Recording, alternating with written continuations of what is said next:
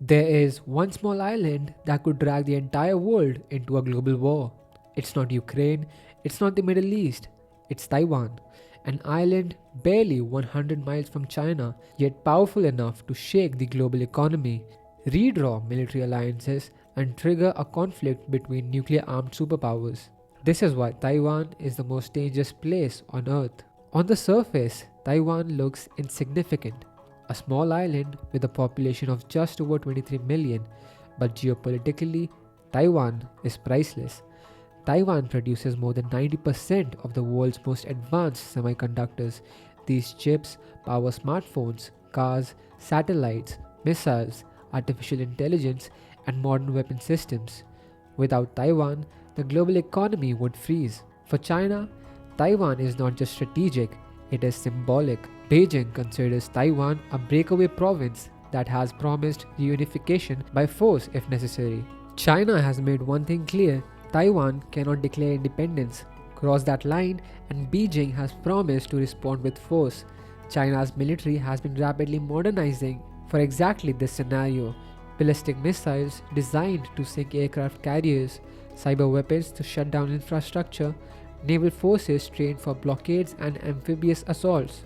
Military exercises around Taiwan are no longer symbolic, they are rehearsals. Each drill shortens the warning time and increases the risk of accident or miscalculation.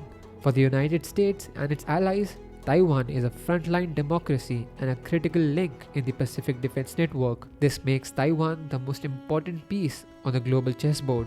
For China, Taiwan is a red line that cannot be crossed.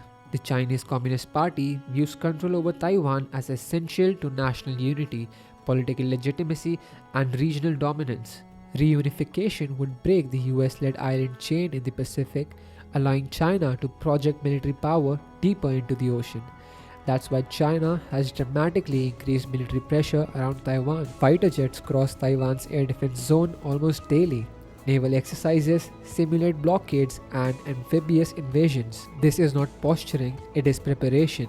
The United States follows a policy called strategic ambiguity. Washington does not officially recognize Taiwan as a country, but it also does not recognize Chinese sovereignty over it. Instead, the US supplies Taiwan with weapons, trains its forces, and signals that an invasion would have serious consequences. This ambiguity is intentional.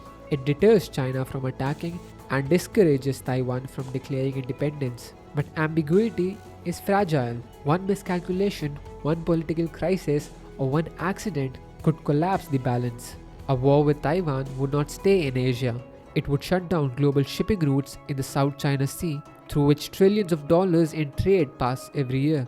It would crash global stock markets, trigger energy shortages, disrupt supply chains worldwide. Countries like Japan, South Korea, Australia, and NATO members would be forced to choose sides. This would not be a regional conflict, it would be a global shock. Taiwan's geography makes it both defensible and vulnerable. The Taiwan Strait is narrow enough for invasion, yet dangerous enough to complicate any attack. China has overwhelming numerical advantages in missiles, ships, and aircraft. Taiwan relies on speed, technology, and external support. If a blockade begins, Taiwan could be cut off from food, fuel, and supplies within weeks. Time would become the enemy. China may not invade tomorrow, but the pressure is increasing.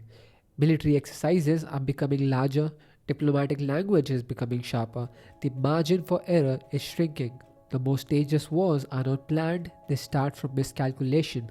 Taiwan is dangerous not because war is inevitable, but because peace is fragile. Taiwan is the most dangerous place on earth because it sits at the intersection of power, pride, technology, and fear. One island, two systems, three nuclear powers. The question is not whether Taiwan matters, the question is whether the world can prevent the conflict that could begin there.